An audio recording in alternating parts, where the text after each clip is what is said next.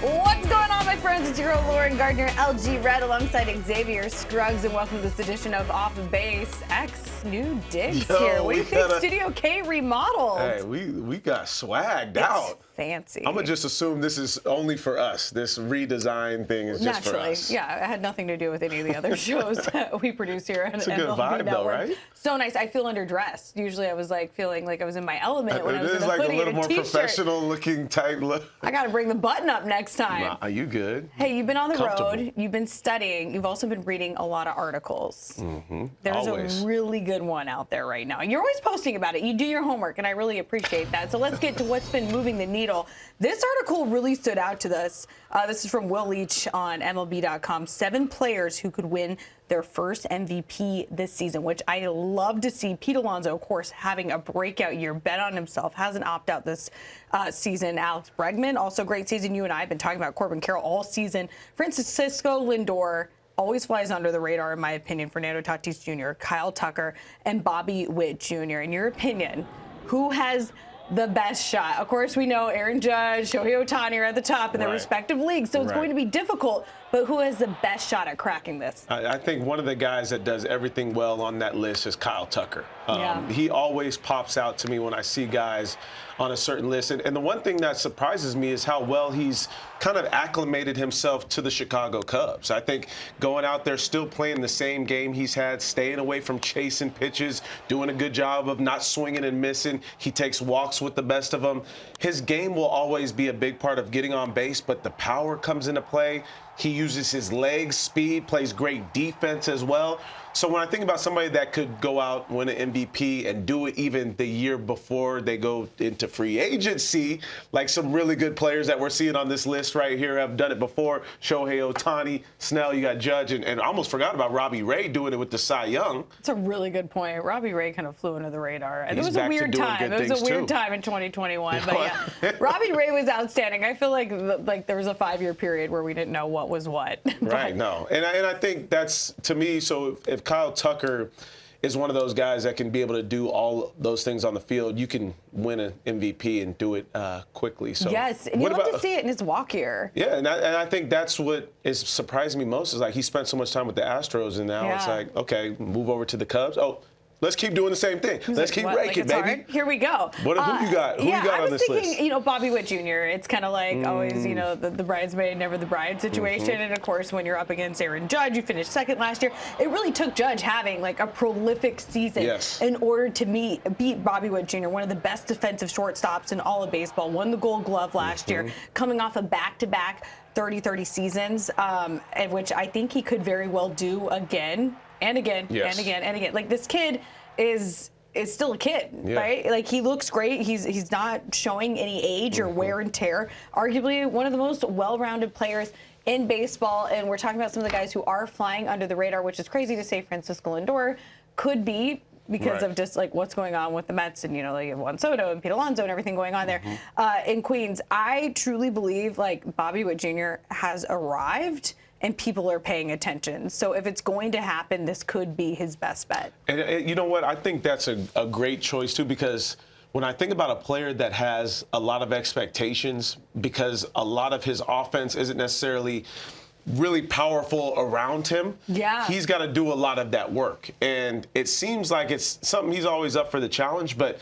he's got to put a lot on himself, and he's been able to do it. And I think that's what's special about him at such a young age in the league, just getting better every single year, but also like, hey, put the challenge on me, get on my back, boys, let's go to work. And I love your point there. You start looking into the semantics of an MVP, what really makes you the most valuable player. And if you're doing that time and time again in a very tough AL Central division, and your team is competing, you made it to the postseason last year. I know it didn't go the way they wanted, but it looks like they're probably going to take the next step this year. And if he's the catalyst, then I think the voters should take that into consideration. Definitely. Okay, so speaking of young guns getting it done, how fun is this story? So, injured Garrett Cole helping Will Warren, who has been great for the New York Yankees, even though Cole's kind of out for the season, not kind of, but absolutely out for the season due to Tommy John.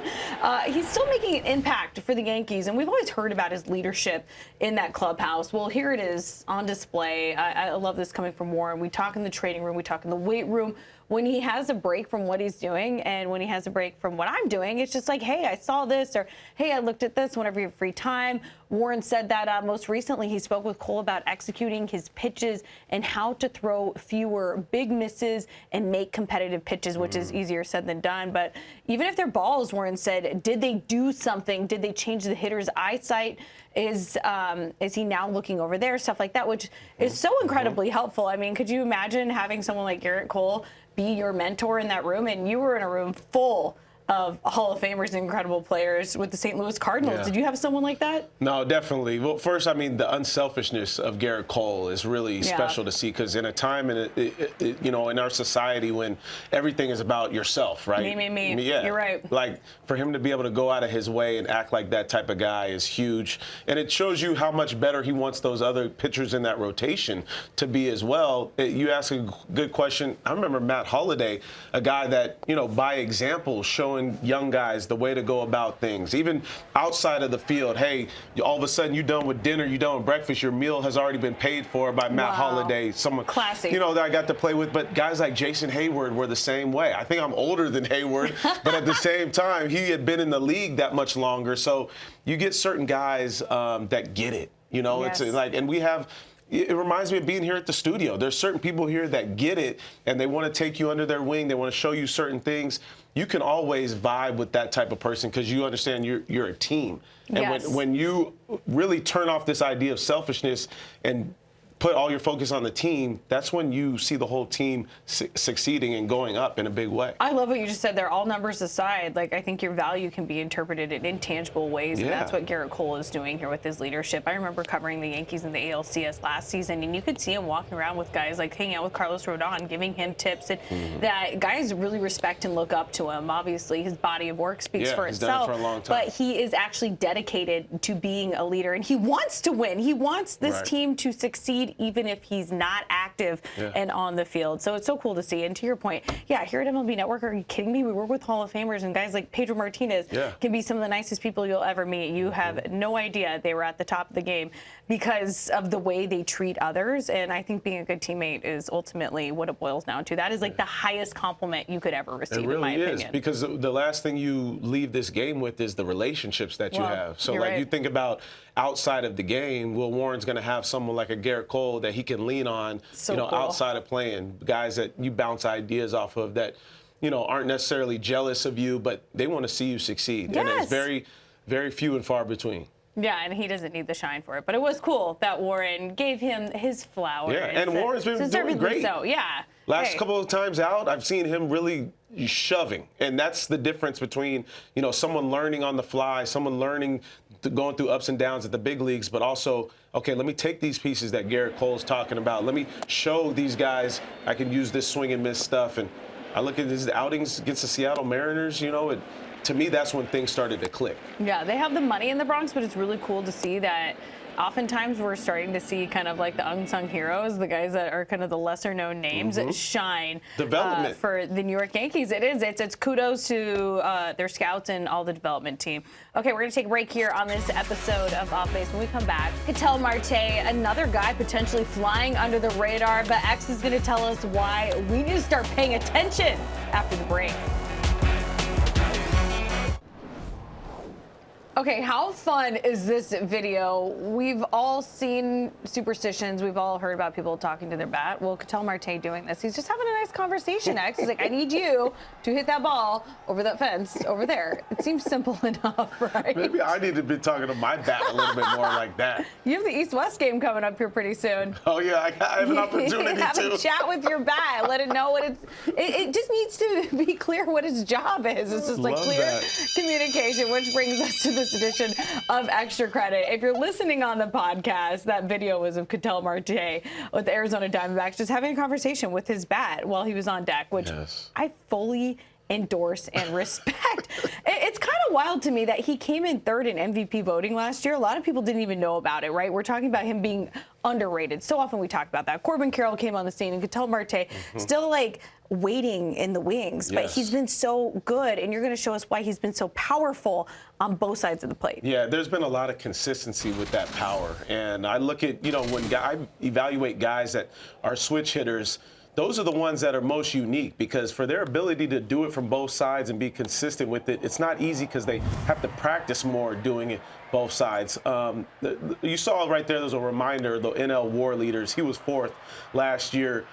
It's getting pitches that he knows he can do damage on. And how he gets to it is discipline. There's a lot of plate discipline on both sides of the plate, the ability to just be able to take walks. And I think what comes along with that is serious bat speed. Look at the left side. It's just to pick up the foot and almost lean down on something. He's almost so direct down toward the baseball, and it's short, it's compact, it's not a big swing. And he's not a huge guy. He's very muscular, but the power that he possesses becomes a lot because of the bat speed. And I want you to think about this jump of going more powerful on the right-handed side. I think it's important for people to understand you go from 2023 to 2024, and all of a sudden going on the right-handed side, the numbers from a power jump up in a major way. And when you think about development as a player and things that you want to get better at, one of the things Ketel Marte said going into the offseason of 2024 or going into the offseason before 2024 is, I want to get more power coming out of the right side because I know I can be more selective on pitches that I can drive. And that's what we've seen with him. And I think about going back to 2017. I played in the Dominican with him in Gigantes de Cibao down in the Dominican. He was only 16, 17 years old. But seeing his journey going forward, Seattle, then going to D-backs, and they've given him the money now, and now you can tell pressure taken off, and he's just going out there having fun. And he was doing those same things, talking to his bat back in the day too. But That's great. It's cool seeing his progression. And you mentioned underrated, right? Yeah. Like a lot of people don't necessarily get to see him because he's on the West Coast the way that you see some of these other big market teams still balling out. Yeah, I love that you mentioned that. Of course, D-backs made it all the way to the World Series just a couple of years ago. So, yes, all eyes were on them in the postseason. But I admittedly so here at MLB Network, maybe a little bit of East Coast bias because I'm frankly 8 months pregnant and I get tired when those games are starting out in Arizona. Yeah, starting at 10 a.m., 10 p.m. It's like my bedtime. But do you feel like when you look at the WAR leaders, I mean, he's fourth on that list from last year in the National League. When you looked at MVP voting, you look at all these different categories. Ketel Marte, it feels like he's up there. Even with MLB Network, we did rank him as our top second baseman entering 2025. So another reason why. And go ahead. You gonna ask me a question? Yes. What's the question? You can just answer the question. But yeah, he's definitely underrated. He's not underrated. But to the lay fan, if you go out on the street and you're like, name the best second baseman in baseball. And the reason why is because you don't get the juice, that type of power from second basemen the way that he brings that power. Yeah.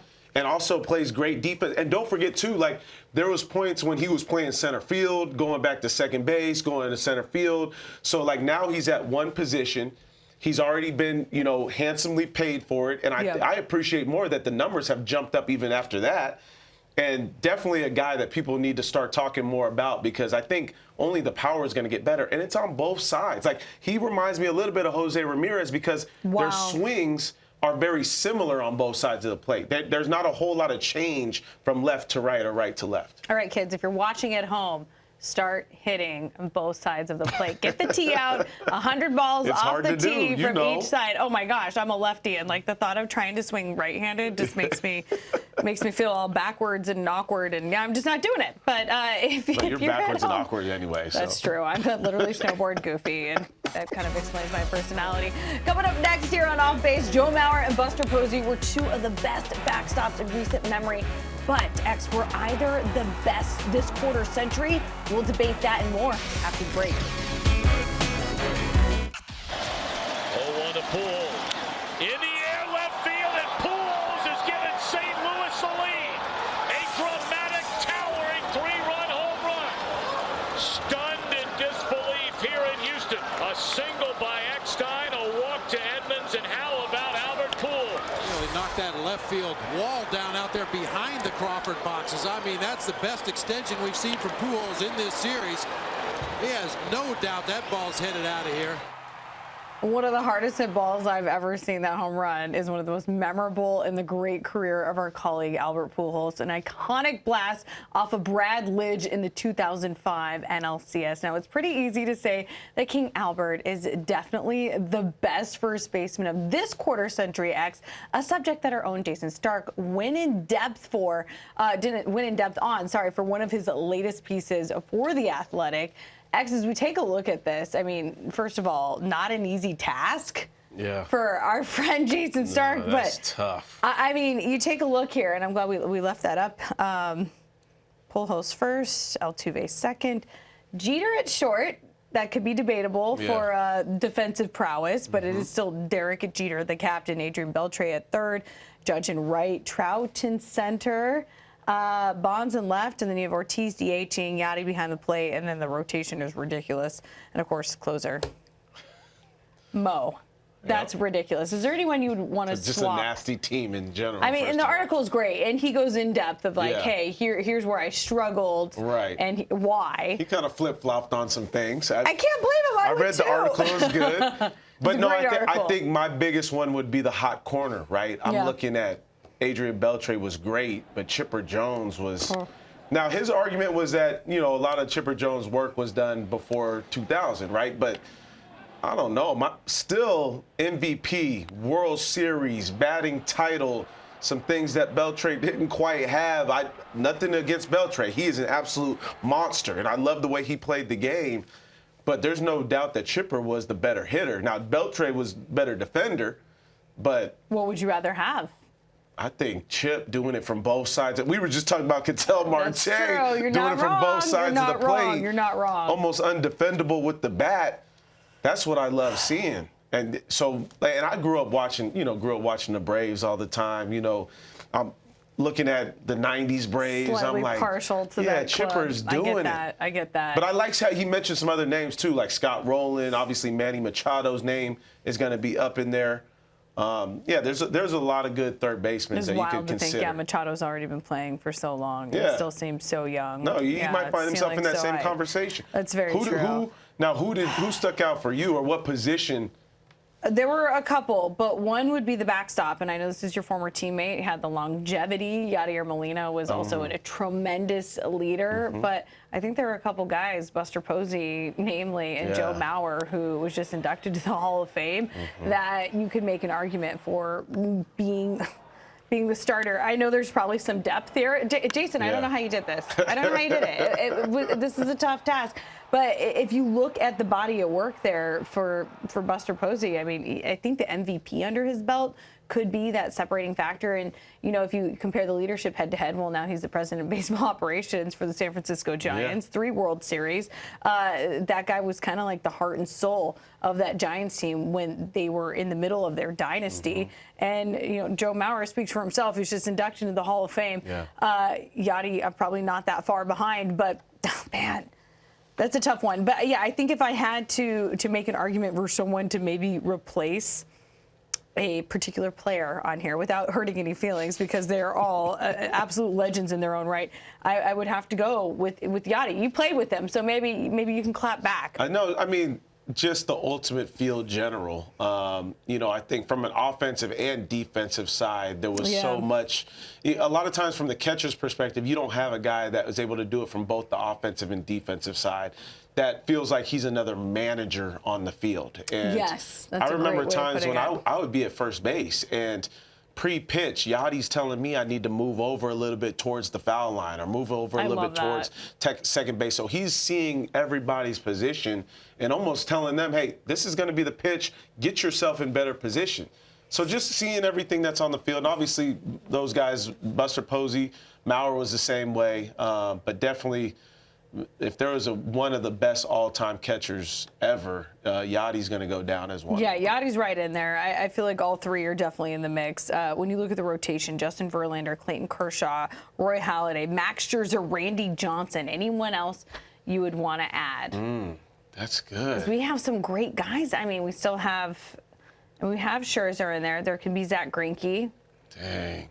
Who may have been. I'm thinking about Johan Santana's couple of Cy Youngs. Ooh. Closer, Mario Rivera seems like a shoe-in when you think of like best closer. King Felix was a beast during that time too. Yeah, he was. No, that's tough. That's tough. And you know what's tougher is I like how he mentioned in the article too, like it's hard to give some guys maybe that PED pass and some guys not so much, you know, like interesting. Because I think it's we have real. Bonds in left field. Yeah, you're but right. it's real. Like I think about there's certain players that we think about and we're like, okay, you know, do we give this player the pass to be one of the best during that time, knowing what was going on, right? So no A-Rod, no Cano. Yeah, and third base was third base was interesting because obviously A-Rod is one of the best third basemen of all time. Yeah, also out. Yeah. But he gets a couple of docks. Hey, that's and now that we've made some amendments to Hall of Fame eligibility, you never know how Don't get us the other started. dominoes are going to begin falling. No Shohei on here, but maybe the sample size is still too small. He said Jason Stark said he's in his own bubble, like he's in his own. He is. He's an alien. Yeah. I think we've established that. Shohei Ohtani is like his own entity, which he's in a stratosphere all his own. I love that. Hey, listen, Jason, difficult assignment. I ain't doing it. Kudos to you. Yeah, X and I had enough trouble just reading it and trying to work through who we might even want to replace. You don't want to hurt feelings. So many greats out there. Thanks for joining us for this edition of Off Base. Xavier Scruggs, LG Red. We'll see you next time. Bye.